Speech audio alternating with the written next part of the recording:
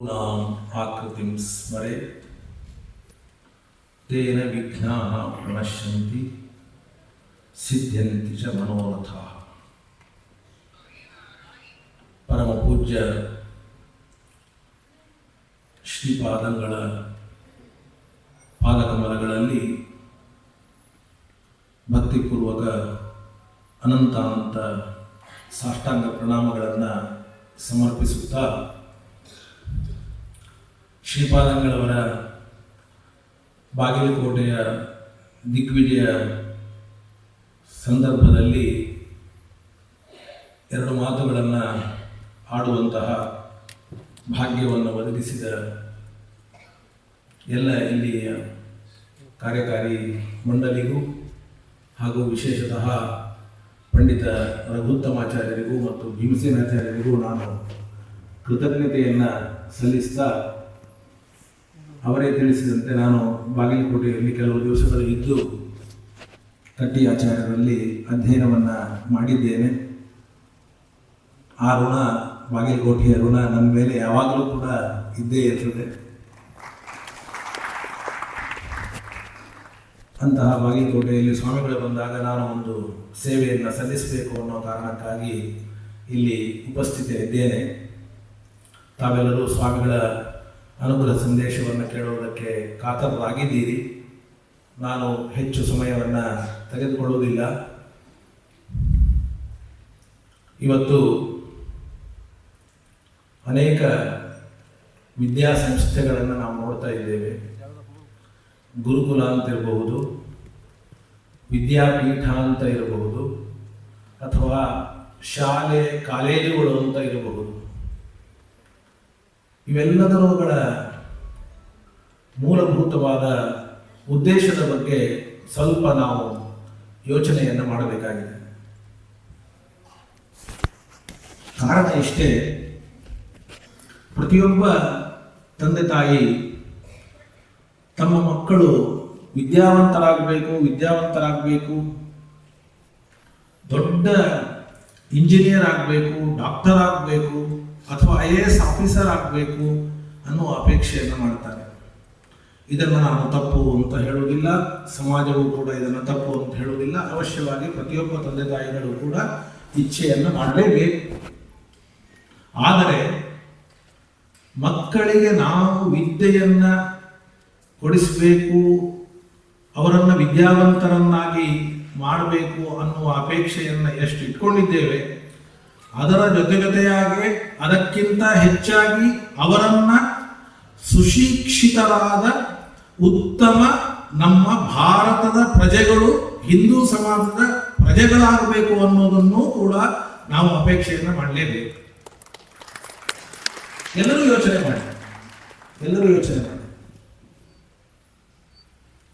ಆದರೆ ನಿಮಗೆ ಸುಮ್ಮನೆ ಒಂದು ಸಣ್ಣ ಕಥೆಯನ್ನು ಹೇಳ್ತೇನೆ. ಒಂದು ದೇಶ, ಆ ದೇಶದ ಹೆಸರನ್ನು ಹೇಳಲಿಕ್ಕೆ ಹೋಗೋದಿಲ್ಲ. ಆ ದೇಶ ನಮ್ಮ ವಿಶ್ವದಲ್ಲಿಯೇ ಕೂಡ ಬಹಳ ಹಿಂದುಳಿದ ದೇಶ. ಆದರೆ ಅದು ಬಹಳ ಮುಂದೆ ಬಂತು. ಎಲ್ಲಾ ದೇಶಗಳಕ್ಕಿಂತ ಮುಂಚೂಣಿಯಲ್ಲಿದೆ.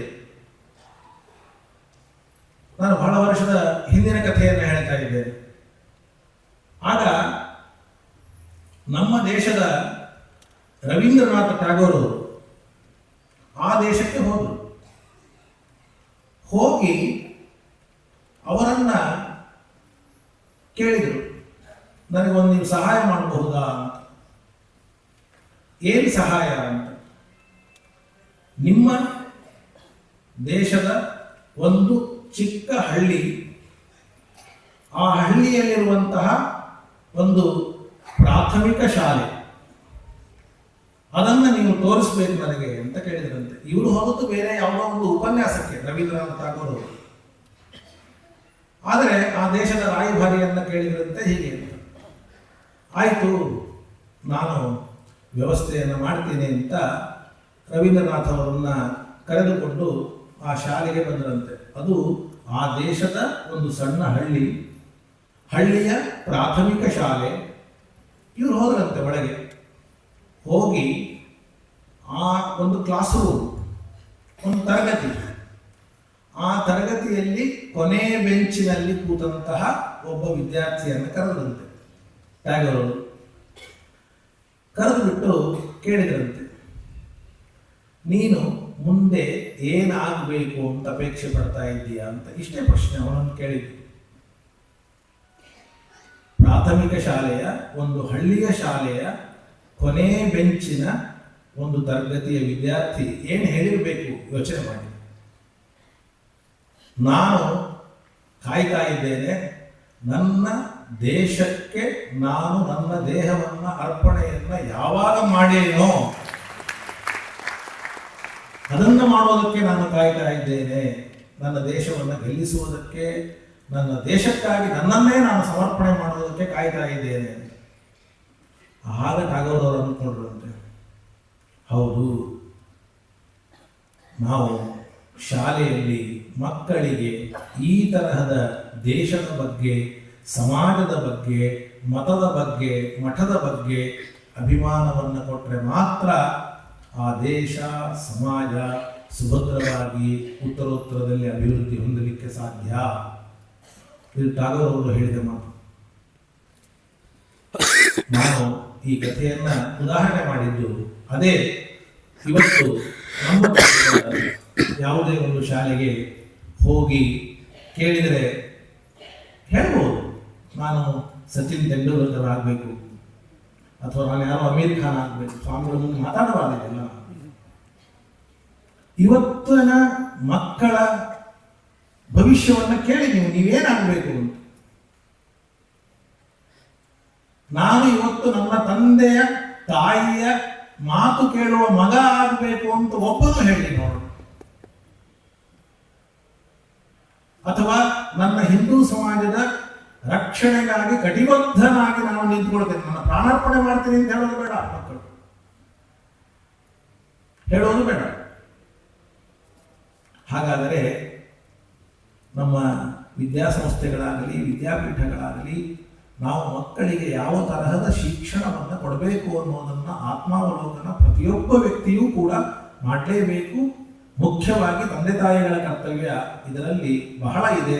ಮಕ್ಕಳಿಗೆ ವಿದ್ಯೆಯನ್ನು ಕೊಡಬೇಕು ಅನ್ನೋದು ಎಷ್ಟೋ, ಅದರ ಜೊತೆಗೆ ಉತ್ತಮವಾದ ಸಂಸ್ಕೃತಿ ಸಂಸ್ಕಾರಗಳಿಂದ ಸಹಿತವಾದ ವಿದ್ಯೆ ಅದು ಉತ್ತಮವಾದ ವಿದ್ಯೆ. ಹೊರತಾಗಿ ಅದು ಇಲ್ಲ ಅಂದ್ರೆ ಆ ವಿದ್ಯೆಗೆ ಯಾವುದೂ ಕೂಡ ಬೆಲೆ ಇಲ್ಲ.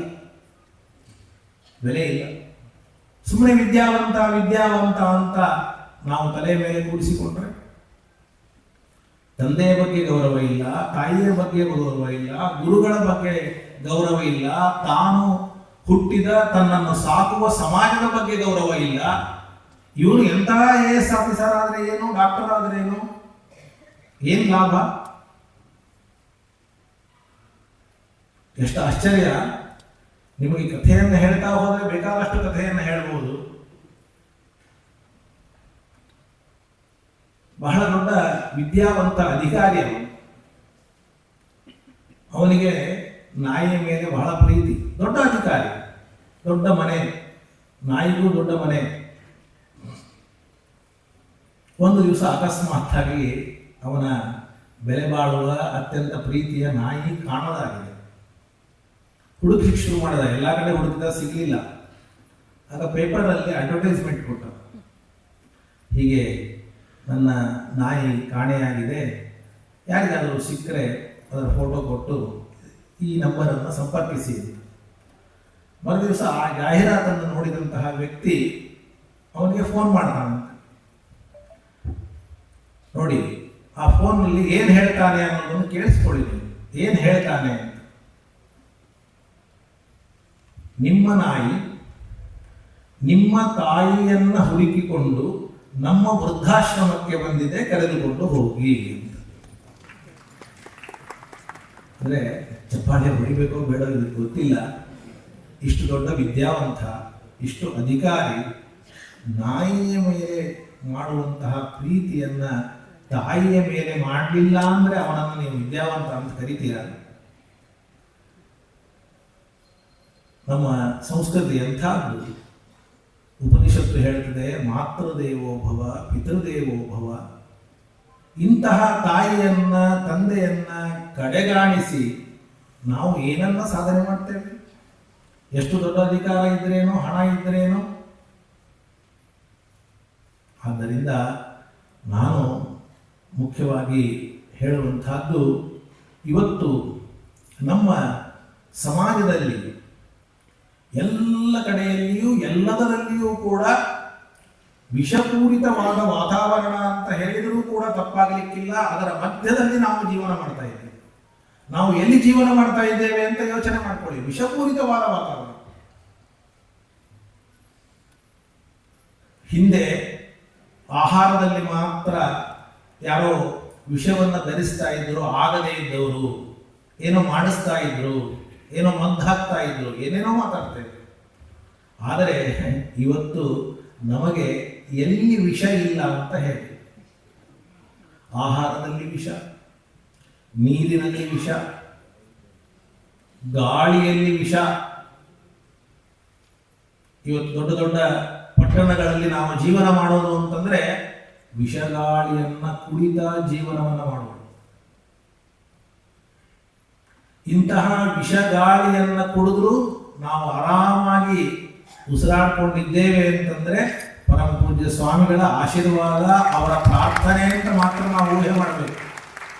ಯಾಕೆಂದ್ರೆ ಈ ಪೀಠದ ಬಗ್ಗೆ ನೀವು ಕೇಳಿದ್ದೀರಿ.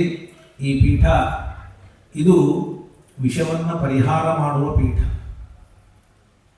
ಇಲ್ಲಿಯೇ ಸನ್ನಿಹಿತರಾದ ಸತ್ಯಬೋಧತೀರ್ಥ ಶ್ರೀಪಾದಂಗಳವರ ಕಥೆಯನ್ನು ಕೇಳ್ತೀರಿ.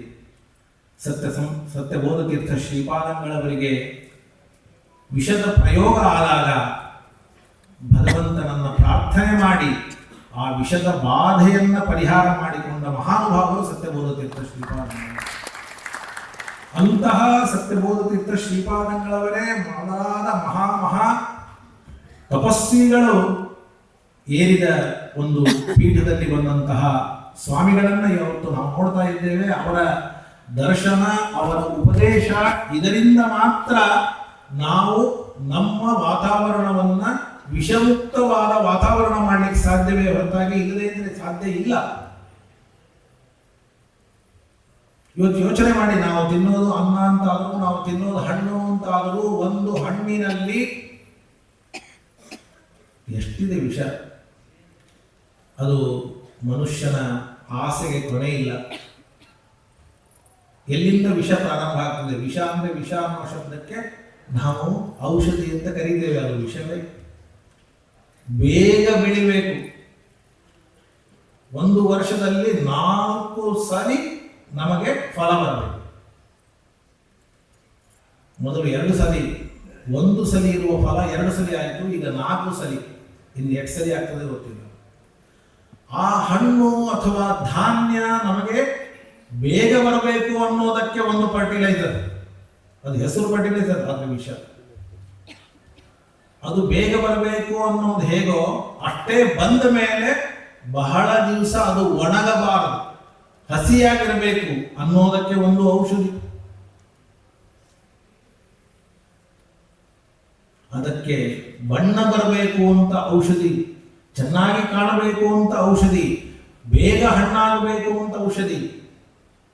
ನೋಡಿ, ಒಂದು ಹಣ್ಣು ಅಂದರೆ, ಒಂದು ಧಾನ್ಯ ಅಂದರೆ ಅದರಲ್ಲಿ ಎಷ್ಟು ರಾಸಾಯನಿಕ ದ್ರವ್ಯಗಳು ಇದೆ ಅಂತ ಊಹೆ ಮಾಡಲಿಕ್ಕೂ ಸಾಧ್ಯ ಇಲ್ಲ. ಹಾಗಾದರೆ ಆ ರಾಸಾಯನಿಕ ದ್ರವ್ಯವನ್ನು ನಾವು ಸೇವನೆ ಮಾಡಿದ್ದೇವೆ ಅಂತಂದರೆ, ಹಿಂದೆ ನೀವು ಕೇಳಿದ್ದೀರಿ, ಜಗದ್ಗುರುಗಳಾದ ಶ್ರೀಮನ್ ಮಧ್ವಾಚಾರ್ಯರು ರಚನೆ ಮಾಡಿಕೊಟ್ಟಂತಹ 12 ಸ್ತೋತ್ರವನ್ನು ಪಾರಾಯಣ ಮಾಡಿ ನೈವೇದ್ಯವನ್ನು ಮಾಡಿದರೆ ಎಲ್ಲ ವಿಷಪ್ರಯೋಗಗಳು ದೂರವಾಗ್ತವೆ ಅಂತ.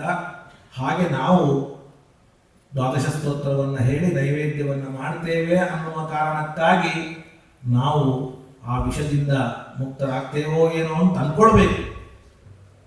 ಇದನ್ನ ಯಾಕೆ ಹೇಳ್ತಾ ಇದ್ದೇನೆ ಅಂತಂದ್ರೆ, ಇಷ್ಟು ವಾತಾವರಣದಲ್ಲಿ ಎಲ್ಲಿ ನೋಡಿದರೂ ಕೂಡ ವಿಕೃತಿ ವಿಕೃತಿ ವಿಕೃತಿ. ಬರೀ ಗಾಳಿ, ನೀರು, ಆಹಾರದಲ್ಲಿ ಮಾತ್ರ ಅಲ್ಲ, ನಮ್ಮ ವಿದ್ಯೆಯಲ್ಲಿಯೂ ಕೂಡ ಆ ಕಲಬೆರಕೆ ಆಗ್ತಾ ಇದೆ. ಆ ವಿದ್ಯೆಯಲ್ಲಿಯೂ ಕೂಡ ಕಲಬೆರಕೆ ಆಗ್ತಾ ಇದೆ. ಅದು ಇವತ್ತಲ್ಲ, ನೂರಾರು ವರ್ಷಗಳಿಂದ ಆ ತರಹದ ವಿದ್ಯೆಯನ್ನು ನಮ್ಮ ಹಿಂದೂ ಸಮಾಜಕ್ಕೆ ಕೊಡುವಂತಹ ಒಂದು ಪರಂಪರೆ ಬೆಳೆದು ಬಂದಿದೆ. ಇವತ್ತು ಅದನ್ನು ಹೇಳಬೇಕು. ಯಾಕೆಂದರೆ ಇವತ್ತು ರಾತ್ರಿ 12 ಗಂಟೆಗೆ ಸರಿಯಾಗಿ ಆ ಸಮಾರಂಭ ನಡೀತದೆ. ಅದಕ್ಕೆ ಮೂಲ ಪುರುಷರು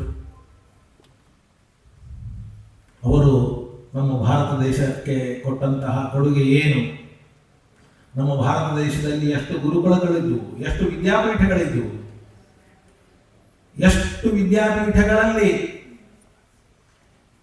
ನಮಗೆ ಉತ್ತಮವಾದ ಸಂಸ್ಕೃತಿಯ ಶಿಕ್ಷಣ ಆಗ್ತಾ ಇದೆ. ನಾಳೆ ರಜಾ ಅಂತ ನೀವೆಲ್ಲ ಆಚರಿಸ್ತಾ ಇದ್ದೀರಿ. ಆ ಪರಂಪರೆಯಲ್ಲಿ ಬಂದವರು ಅದೇ ವಿದ್ಯಾಕ್ಷೇತ್ರದಲ್ಲಿ ಕಲಬೆರಕೆಯನ್ನು ಮಾಡಿ ನಿಮಗೆ ಉತ್ತಮವಾದ ವಿದ್ಯೆಯನ್ನು ಕೊಡ್ತೇವೆ ಅಂತ ಹೇಳಿ ಇವತ್ತು ಏನನ್ನ ಕೊಡ್ತಾ ಇದ್ದಾರೆ.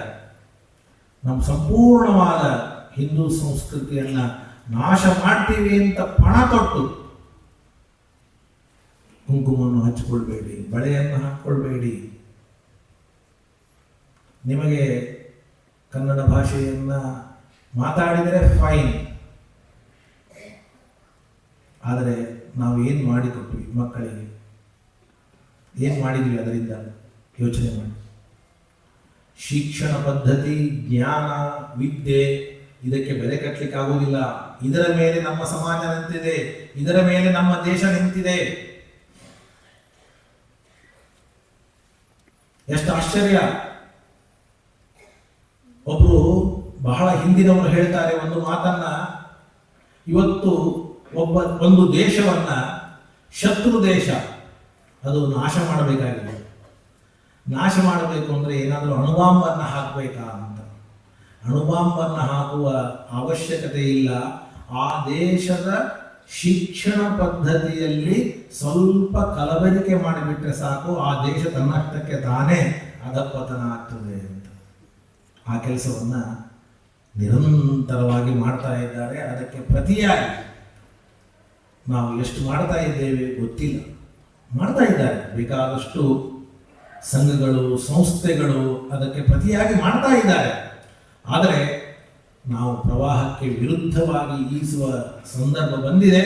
ಬಂದರೂ ಕೂಡ ನಾವು ಎದೆಗುಂದದೆ ಪ್ರವಾಹಕ್ಕೆ ವಿರುದ್ಧವಾಗಿ ಈಸಿ ನಮ್ಮ ದೇಶವನ್ನ, ನಮ್ಮ ಹಿಂದೂ ಸಂಸ್ಕೃತಿಯನ್ನ ರಕ್ಷಣೆ ಮಾಡಿಕೊಳ್ಳುವಂತಹ ಜವಾಬ್ದಾರಿ ಪ್ರತಿಯೊಬ್ಬ ವ್ಯಕ್ತಿಯದು ಕೂಡ ಇದೆ. ಪ್ರತಿಯೊಬ್ಬ ವ್ಯಕ್ತಿಯು ಸಣ್ಣ ಮಗುವಿನಿಂದ ಹಿಡಿದುಕೊಂಡು 90 ವರ್ಷದ ವೃದ್ಧರವರೆಗೂ ಕೂಡ ಆ ಜವಾಬ್ದಾರಿ ಇದೆ. ಅದನ್ನು ಮಾತ್ರ ಯಾರು ಮರೆಯುವ ಹಾಗೆ ಇಲ್ಲ. ಸ್ವಾಮಿಗಳು ಬಂದಿದ್ದಾರೆ, ನಮಗೆ ಮುದ್ರಾಧಾರಣೆ ಮಾಡ್ತಾರೆ, ಮಂತ್ರಾಕ್ಷತೆ ಕೊಡ್ತಾರೆ, ರಾಮದೇವರ ದರ್ಶನ ಮಾಡ್ತಾರೆ, ಮುಗಿತು ಅಂತ ಇಷ್ಟು ಮಾತ್ರ ತೆಗೆದುಕೊಳ್ಬೇಡಿ.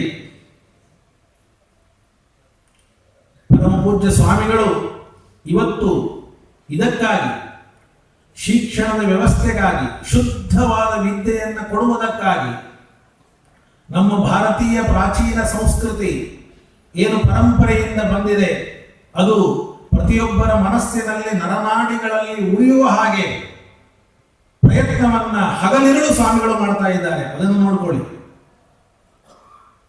ಅದರ ಜೊತೆಗೆ ನಾವು ಕೈಗೂಡಿಸಬೇಕು.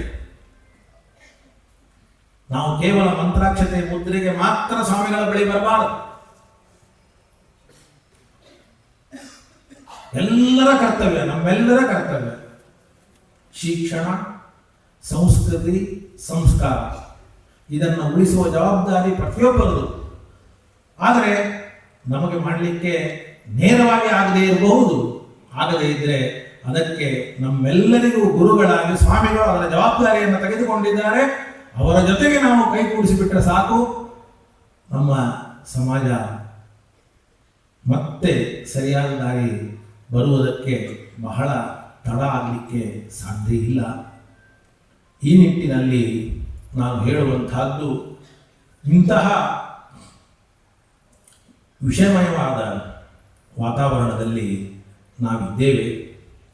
ಆದರೆ ನಮ್ಮ ಮುಂದಿನ ಭವಿಷ್ಯ, ನಮ್ಮ ಮಕ್ಕಳು, ಆ ಮಕ್ಕಳು ಉತ್ತಮ ಪ್ರಜೆ ಆಗಬೇಕು ಅನ್ನುವಂತಹ ಒಂದು ದೊಡ್ಡದಾದ ಆಸೆಯನ್ನು ಪ್ರತಿಯೊಬ್ಬ ಪ್ರತಿಯೊಬ್ಬರೂ ಇಟ್ಕೊಳ್ಬೇಕು, ಪ್ರತಿಯೊಬ್ಬರು ಇಟ್ಕೊಳ್ಬೇಕು.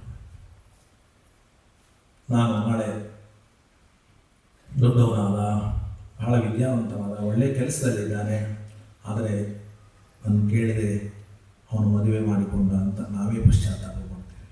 ನನ್ನ ಕೇಳದೆ ಮದುವೆ ಮಾಡಿಕೊಂಡಳು ಅಂತೂ ನಾವೇ ಅಂತೀವಿ.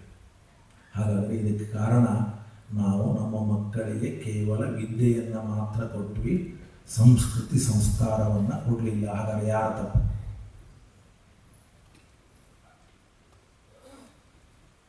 ಇರಲಿ, ತಾತ್ಪರ್ಯ ಹೀಗೆ ಇವತ್ತು ಪ್ರತಿಯೊಬ್ಬರ ಒಂದು ದೊಡ್ಡದಾದ ಕರ್ತವ್ಯ, ಇದು ನನ್ನದಲ್ಲ ಅಂತ ಯಾವುದೋ ಇದು ಸಮಾಜದ್ದು, ಯಾವುದೋ ವಿಶ್ವ ಹಿಂದೂ ಪರಿಷತ್ತು ಮತ್ತೊಬ್ಬರದು ಅವರ ಜವಾಬ್ದಾರಿ, ಅವರು ಮಾಡ್ತಾರೆ ಅಂತ ಅವರ ಮೇಲೆ ಹಾಕೋದಲ್ಲ.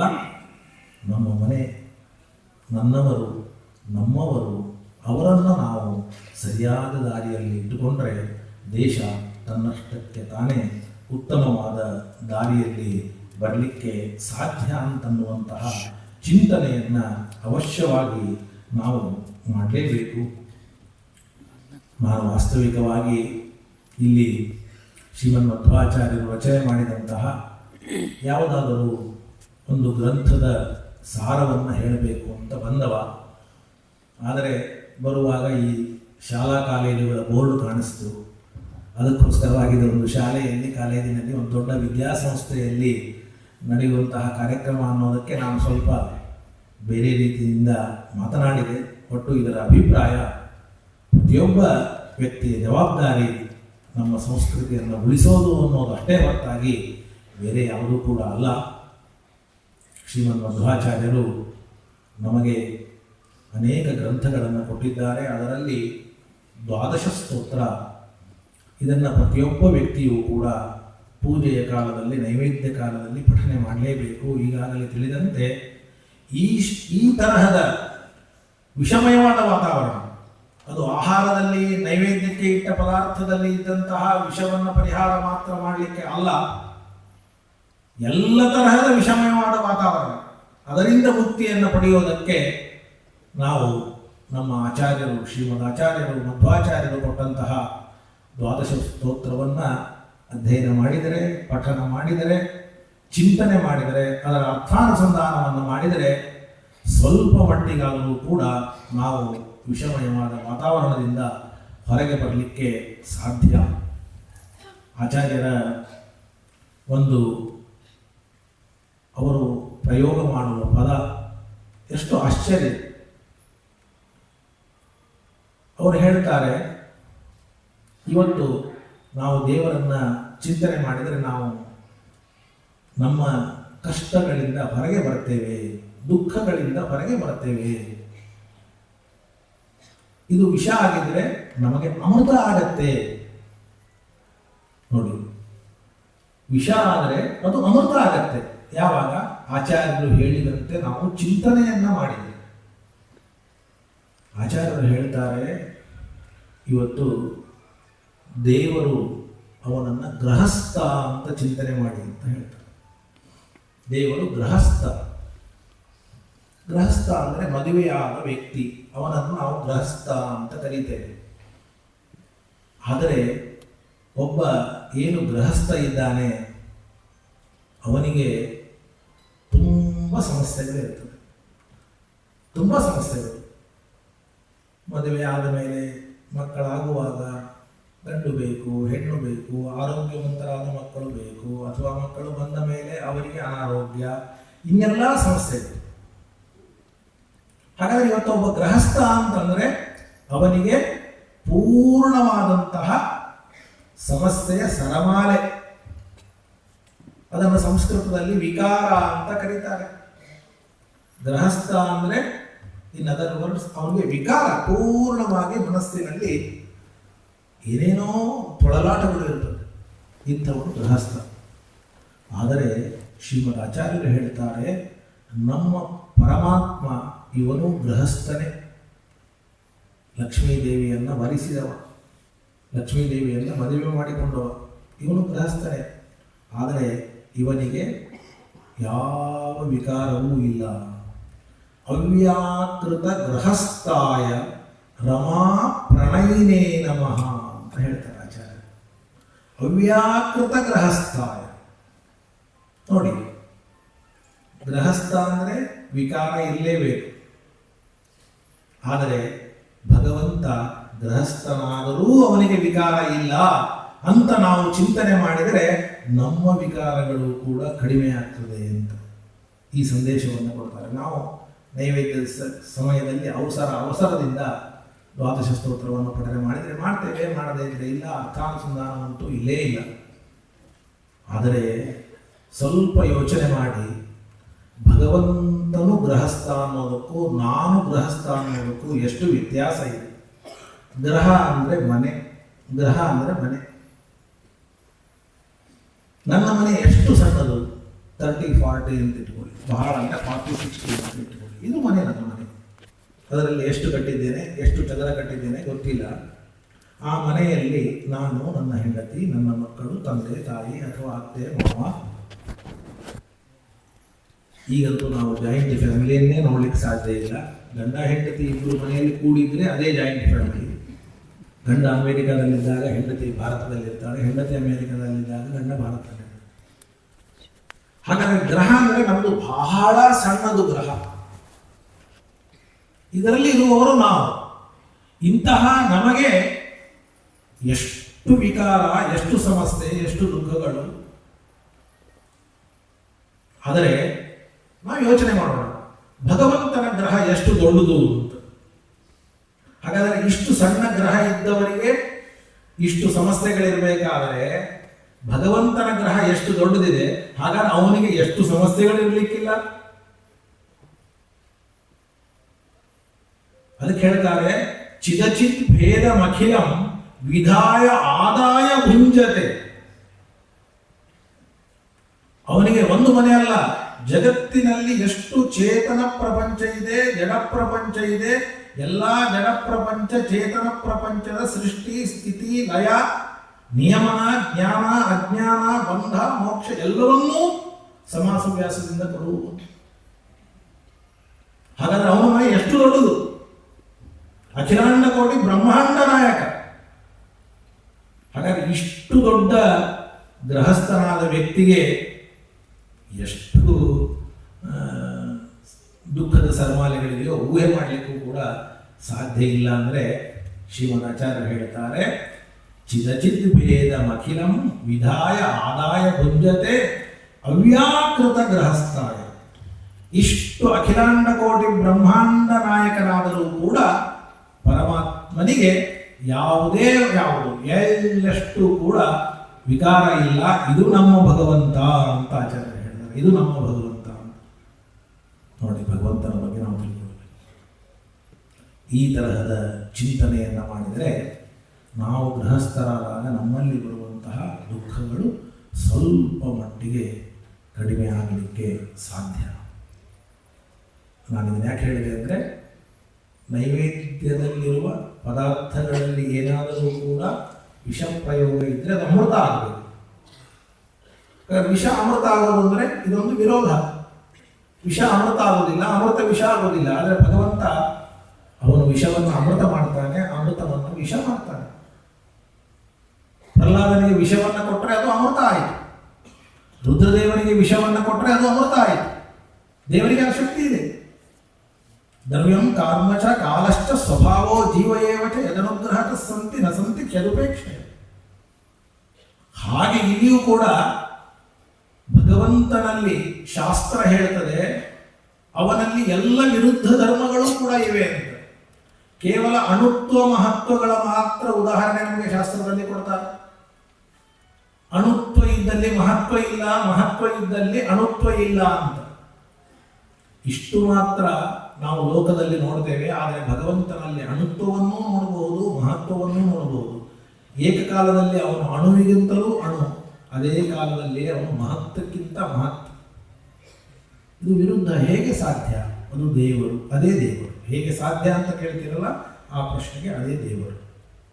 ಬರೀ ಅಣುವಿಗಿಂತ ಅಣು, ಮಹತ್ವಕ್ಕಿಂತ ಮಹತ್ವ ಅಂತ ಇಷ್ಟು ಮಾತ್ರ ಚಿಂತನೆಯನ್ನು ಮಾಡಬೇಡಿ. ಅವನು ಅವ್ಯಾಕೃತ ಗೃಹಸ್ಥಾಯ. ವಿಕಾರ ಇದ್ದರೆ ಅವನು ಗೃಹಸ್ಥ, ಗೃಹಸ್ಥನಾದರೆ ವಿಕಾರ ಇರಲೇಬೇಕು. ಆದರೆ ಭಗವಂತ ಗೃಹಸ್ಥನಾಗಿದ್ದಾನೆ, ಆದರೆ ಅವನಲ್ಲಿ ವಿಕಾರ ಇಲ್ಲ. ಇದನ್ನು ತಿಳ್ಕೊಳ್ಳಿ ಅಂತ ಹೇಳ್ತಾರೆ. ಹೀಗೆ ಇಂತಹ ಏನು ಭಗವಂತನಲ್ಲಿ ವಿರುದ್ಧವಾದಂತಹ ಧರ್ಮಗಳಿದೆ, ಆ ಧರ್ಮಗಳು ಶ್ರುತಿಗಳಿಂದ ಸಿದ್ಧವಾದದ್ದು ಅಂತ ನಾವು ಚಿಂತನೆಯನ್ನು ಮಾಡಿದರೆ ಆಗ ನಮಗೂ ಯಾವ್ಯಾವ ಗುಣಗಳನ್ನು ಚಿಂತನೆ ಮಾಡ್ತೇವೆ ಆ ಗುಣಗಳನ್ನು ನಮ್ಮ ಯೋಗ್ಯತೆಯ ಪ್ರಕಾರ ಭಗವಂತ ಅದನ್ನು ಕಡಿಮೆ ಮಾಡ್ತಾನೆ ಅಂತನ್ನುವ ಚಿಂತನೆಯನ್ನು ಮಾಡಬೇಕು. ಭಗವಂತ ಒಂದು ಕಡೆ ಗೃಹಸ್ಥನಾದರೆ ಅದೇ ಸಮಯದಲ್ಲಿ ಅವನು ವರ ಆಗ್ತಾನೆ ಅಂತ ಹೇಳ್ತಾರೆ. ವರ ಅಂದರೆ ಮದುವೆ ಆಗೋಕ್ಕಿಂತ ಮೊದಲು ಕರೆಯುವ ಶಬ್ದ ವರ. ಮದುವೆ ಆದಮೇಲೆ ಅವನು ಗೃಹಸ್ಥ. ಆದರೆ ದೇವರು ಯಾವಾಗಲೂ ವರನು, ಯಾವಾಗಲೂ ಗೃಹಸ್ಥ. ಅಲ್ಲೇ ಹೇಳ್ತಾರೆ ಅನಾದ್ಯಜ್ಞಾನ ಪಾರಾಯ ನಮೋ ವರವರಾಯತೆ ಅಂತ. ನೋಡಿ, ಭಗವಂತ ವರನೂ ಹೌದು, ಗೃಹಸ್ಥನೂ ಹೌದು. ಇಷ್ಟು ಮಾತ್ರ ಅಲ್ಲ, ರಮಾ ಚಕೋರಿ ವಿಧವೆ ದುಷ್ಟ ದರ್ಪೋದ ವನ್ಹಯೆ ಸತ್ಪಾಂತ ಜನಗೇಹಾಯ ನಮೋ ನಾರಾಯಣಾಯತೆ ಅಂತ. ಅವನು ಚಂದ್ರ ಹೌದು, ಸಮುದ್ರದ ಒಳಗೆ ಇರುವ ಬೆಂಕಿ ಹೌದು, ಭೂಮಿಯ ಮೇಲೆ ಇರುವ ಒಳ್ಳೆಯ ಮನೆ ಹೌದು ಅಂತ. ಒಂದು ಆಕಾಶದಲ್ಲಿರುವ ಚಂದ್ರ, ಇನ್ನೊಂದು ಸಮುದ್ರದ ಆಳದಲ್ಲಿರುವ ಬೆಂಕಿ, ಇನ್ನೊಂದು ಭೂಮಿಯ ಮೇಲೆ ಇರುವ ಮನೆ. ಆದರೆ ದೇವರು ಮನೆಯೂ ಹೌದು, ಮತ್ತು ಆಕಾಶದಲ್ಲಿರುವ ಚಂದ್ರನೂ ಹೌದು, ಸಮುದ್ರದ ಒಳಗಿರುವ ಬೆಂಕಿಯೂ ಹೌದು. ಹೇಗೆ ಸಾಧ್ಯ? ಚಂದ್ರ ಇವನು ತಂಪನ್ನು ಕೊಡ್ತಾನೆ, ಬೆಂಕಿ ಅದು ಶಾಖವನ್ನು ಕೊಡುವ ವಸ್ತು, ಮನೆ ಆಶ್ರಯವನ್ನು ಕೊಡುವ ವಸ್ತು, ಎಲ್ಲ ವಿರುದ್ಧ.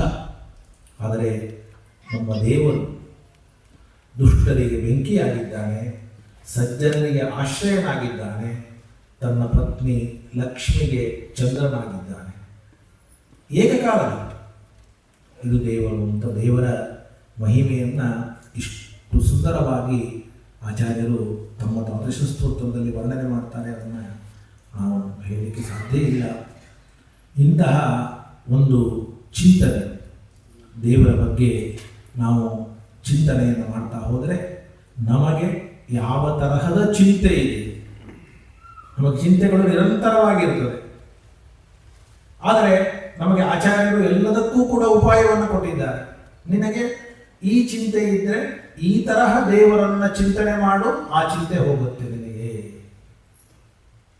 ವಿದ್ಯೆಯ ಚಿಂತೆ ಇದೆಯಾ, ಅನ್ನದ ಚಿಂತೆ ಇದೆಯಾ, ಅಥವಾ ಬೇರೆ ಯಾವುದಾದರೂ ಚಿಂತೆ ಇದ್ದರೆ ಒಂದೊಂದಕ್ಕೆ ಒಂದೊಂದನ್ನು ನಮಗೆ ಆಚಾರ್ಯರು ಕೊಟ್ಟಿದ್ದಾರೆ. ಆದರೆ ದೇವರ ಚಿಂತನೆಯನ್ನೇ ಮಾಡದೆ ನಾವು ಬರೀ ಚಿಂತೆ ಎಂದರೆ ಆ ಚಿಂತೆಯಿಂದ ನಾವು ನಿವೃತ್ತರಾಗಲಿಕ್ಕೆ ಸಾಧ್ಯ ಇಲ್ಲ. ಹಾಗಾದರೆ ನಮ್ಮ ಚಿಂತೆ ಪರಿಹಾರ ಆಗಬೇಕಾದರೆ ನಾನೀಗಾಗಲೇ ಹೇಳಿದೆ, ನಮ್ಮ ಮಕ್ಕಳ ಬಗ್ಗೆ ಇರಬಹುದು, ನಮ್ಮ ಸುತ್ತಮುತ್ತಲಿನ ಸಮಾಜದ ಬಗ್ಗೆ ಇರಬಹುದು, ಅದರ ಬಗ್ಗೆ ನಮಗೇನಾದರೂ ಕೂಡ ಒಳ್ಳೆಯದಾಗಬೇಕು ಅಂತನ್ನುವ ಚಿಂತೆ ಇದ್ದರೆ ಆಗ ಆಚಾರ್ಯರು ಕೊಟ್ಟ ಚಿಂತನೆಯನ್ನು ನಾವು ಮಾಡಬೇಕು. ಆಚಾರ್ಯರು ಏನು ಚಿಂತನೆಯನ್ನು ಕೊಟ್ಟಿದ್ದಾರೆ ಅನ್ನೋದು ನಮಗೆ ಗೊತ್ತಿಲ್ಲ ಅಂದರೆ ಆಚಾರ್ಯರು ಏನು ಚಿಂತನೆಯನ್ನು ಕೊಟ್ಟಿದ್ದಾರೆ ಅನ್ನುವುದನ್ನು ತಿಳಿಸುವುದಕ್ಕೆ ಪರಮ ಪೂಜ್ಯ ಸ್ವಾಮಿಗಳು ನಮಗೆ ಅನುಗ್ರಹ ಸಂದೇಶವನ್ನು ಕೊಡ್ತಾರೆ. ಏನು ಮಾಡೋದು ಬೇಡ, ಏನೂ ಮಾಡೋದು ಬೇಡ. ಇವತ್ತು ನಾನು ಯಾರ ಮನೆಗೆ ಹೋಗಿದ್ದೆ ಅಂತ ಹೇಳೋದಿಲ್ಲ, ಅವರ ಮನೆಗೆ ಹೋಗಿದ್ದೆ, ಅವರು ಹೇಳಿದರು ನಾನು ಇವತ್ತು ಸುಖವಾಗಿ ಇದ್ದೇನೆ ಅಂತಂದರೆ ನನ್ನ ಮನೆಯ ದಾಟುವಾಗ, ನನ್ನ ಮನೆಯ ಹೊತ್ತಿರನ್ನು ದಾಟುವಾಗ, ಅದು ದಿವಸಕ್ಕೆ 20 ಸರಿ ದಾಟಲಿ 30 ಸರಿ ದಾಟಲಿ, ನಾನು ಸ್ವಾಮಿಗಳ ಸ್ಮರಣೆ ಮಾಡಿಕೊಂಡು ಸತ್ಯಾತ್ಮ ತೀರ್ಥ ಗುರುಭ್ಯೋ ನಮಃ ಅಂತ ಅಂದುಕೊಂಡು ದಾಟಿಕೊಂಡು ಹೋಗ್ತೇನೆ. ಇವತ್ತಿನವರೆಗೂ ನನಗೆ ಯಾವುದೇ ದುಃಖ ಇಲ್ಲ. ಇವತ್ತು ನಾನು ಬಾಗಲಕೋಟೆಯಲ್ಲಿ ಈ ಮನೆಯಲ್ಲಿ ಇಲ್ಲೇ ಅವರ ಮನೆಯಲ್ಲಿ ಕೇಳಿದ ಮಾತು, ನಾನು ಕೆಳಗೆ ಬಂದ ಮೇಲೆ ಯಾರ ಮನೆ ಅಂತ ಹೇಳ್ತೇನೆ. ಅಂದರೆ ಸ್ವಾಮಿಗಳು ತಮ್ಮ ಜೀವನವನ್ನೇ, ಸಂಪೂರ್ಣವಾದ ಜೀವನವನ್ನೇ ನಮ್ಮ ಚಿಂತೆಯನ್ನು ಪರಿಹಾರ ಮಾಡುವುದಕ್ಕೆ, ಭಕ್ತರನ್ನು ಉದ್ಧಾರ ಮಾಡುವುದಕ್ಕೆ ಸಮರ್ಪಣೆ ಮಾಡಿದ್ದಾರೆ. ಅಂತಹ ಗುರುಗಳು ನಮಗೆ ಸಿಕ್ಕದ್ದು ನಮ್ಮ ಭಾಗ್ಯ. ಈಗಾಗಲೇ ಹೇಳಿದಂತೆ ನಾವು ಕೇವಲ ಮಂತ್ರಾಕ್ಷತೆ, ಮುದ್ರಾಧಾರಣೆ ಇಷ್ಟಕ್ಕೆ ಮಾತ್ರ ನಾವು ಗುರುಗಳನ್ನು ಉಪಯೋಗಿಸಿಕೊಳ್ಳಬಾರದು. ಗುರುಗಳು ನಮ್ಮ ಸಮಾಜಕ್ಕಾಗಿ ಏನು ಕಾರ್ಯವನ್ನು ಕೈಗೆತ್ತಿಕೊಳ್ತಾರೆ ಅದರ ಜೊತೆಗೆ ಪ್ರತಿಯೊಬ್ಬ ನಾನು ಜೊತೆಗೆ ಇದ್ದೇನೆ ಅಂತ ಎಲ್ಲರೂ ಕೂಡ ಪ್ರತಿಜ್ಞೆಯನ್ನು ಮಾಡಿ ಆಗ ನಮಗೆ ಪೂರ್ಣವಾದ ಗುರುಗಳ ಅನುಗ್ರಹ ಆಗಲಿಕ್ಕೆ ಸಾಧ್ಯ. ಇಷ್ಟು ಮಾತನ್ನು ಮಾತ್ರ ನಾನು ಈ ಸಂದರ್ಭದಲ್ಲಿ ತಮ್ಮ ಮುಂದೆ ಇಟ್ಟು ಏನಾದರೂ ಹೆಚ್ಚು ಮಾತನಾಡಿದರೆ ಸ್ವಾಮಿಗಳು ಕ್ಷಮಿಸಬೇಕು ಅಂತ ಅವರಲ್ಲಿ ಪ್ರಾರ್ಥನೆಯನ್ನು ಮಾಡ್ತಾ ಮತ್ತೊಮ್ಮೆ ಬಾಗಲಕೋಟೆಯ ಎಲ್ಲ ಭಕ್ತ ವೃಂದದವರಿಗೂ ಕೂಡ ಕೃತಜ್ಞತೆಯನ್ನು ಸಲ್ಲಿಸ್ತಾ ನನ್ನ ಮಾತನ್ನು ಮುಗಿಸ್ತೇನೆ. ಶ್ರೀಕೃಷ್ಣ ಅರ್ಪಣ.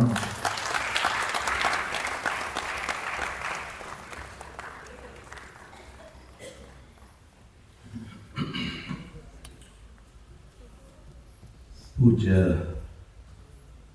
ಸತ್ಯ ಧ್ಯಾನಾಚಾರ್ಯರು ತಮ್ಮ ಪ್ರವಚನದ ಮೊದಲ ಭಾಗದಲ್ಲಿ ಲೌಕಿಕವಾದ ಒಂದು ವಿಷಯವನ್ನು ಸ್ಪರ್ಶ ಮಾಡಿದರೆ, ಉತ್ತರ ಭಾಗದಲ್ಲಿ ದ್ವಾದಶ ಸ್ತೋತ್ರವನ್ನು ಆಧಾರವಾಗಿಟ್ಟುಕೊಂಡು ಪ್ರತಿಯೊಬ್ಬ ಶ್ರೋತೃವಿನ ಹೃದಯಕ್ಕೂ ಮುಟ್ಟುವ ರೀತಿಯಲ್ಲಿ ಶಾಸ್ತ್ರದ ವಿಷಯವನ್ನು ಮನವರಿಕೆ ಮಾಡಿಕೊಟ್ಟಿದ್ದಾರೆ. ಅಂತಹ ಆಚಾರ್ಯರಿಗೆ ಎರಡು ಸಂಸ್ಥೆಗಳ ಪರವಾಗಿ ಹೃತ್ಪೂರ್ವಕವಾದ ಧನ್ಯವಾದಗಳನ್ನು ಪ್ರಣಾಮಗಳೊಂದಿಗೆ ಸಮರ್ಪಣೆ ಮಾಡ್ತಾ ಇದ್ದೇನೆ. ನಮ್ಮ ಮೂರೂ ಸಂಸ್ಥೆಗಳು ಹಾಗೂ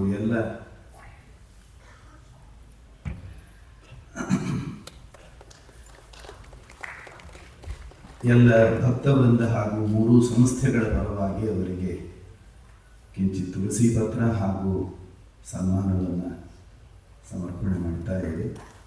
ಗುರುಗಳಿಂದ ಅದನ್ನು ಸ್ವೀಕಾರ ಮಾಡಬೇಕು. ಪ್ರಾತಸ್ಮರಣೀಯರಾದ ಪೇಜಾವರ ಶ್ರೀಪಾದಂಗಳವರು ಸತ್ಯ ಧ್ಯಾನಾಚಾರ್ಯರ ಕರ್ತೃತ್ವ ಶಕ್ತಿ ಮುಂತಾದವುಗಳನ್ನು ನೋಡಿ ಅವರ ಬಗ್ಗೆ ಹಾಸ್ಯ ಮಾಡ್ತಾ ಒಂದು ಮಾತು ಹೇಳ್ತಿದ್ರು, ನಾನು ಕಾವಿ ಶಾಟಿ, ಸತ್ಯ ಧ್ಯಾನಾಚಾರ್ಯ ಬಿಳಿ ಶಾಟಿ ಅಂತ ಒಂದು ವಿಶಿಷ್ಟವಾದ ವ್ಯಕ್ತಿತ್ವ ಅವರದ್ದು. ತಮ್ಮ ಎಲ್ಲ ಶಕ್ತಿ ಪ್ರತಿಭೆಯನ್ನು ಶ್ರೀಮಠದ ಸೇವೆಗಾಗಿ ಅವರು ಮುಡುಪಾಗಿಟ್ಟಿರ್ತಕ್ಕಂಥವರು. ಅವರಿಗೆ ಹೃತ್ಪೂರ್ವಕವಾಗಿ ಧನ್ಯವಾದಗಳನ್ನು ಸಮರ್ಪಿಸ್ತಾರೆ.